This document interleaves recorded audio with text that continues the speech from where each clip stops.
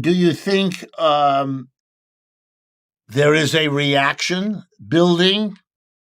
In other words, this what you've just described could be expected, I think, unless it's gone beyond that, to Well, provoke or to generate social forces that see that and want to push back against it.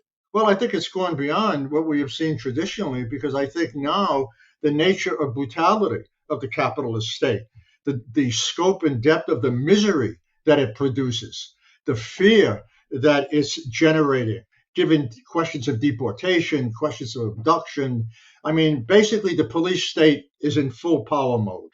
And I think in many ways, what we are now seeing is we're seeing it, particularly something you've talked about for years. I mean, particularly the level of inequality is so overwhelming that it now touches people's lives in a way, with a scope and an expansiveness that we haven't seen in a long time, and it's going to get much worse.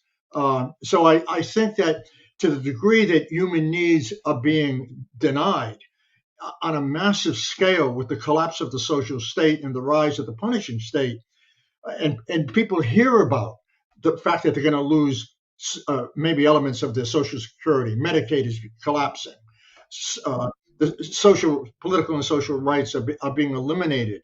I think we're seeing an outburst at a local level all across the country in which people are protesting in some way what they maybe not quite identify as the logics of fascism, and certainly are looking for ways to develop anti-capitalist values that could translate into something more productive.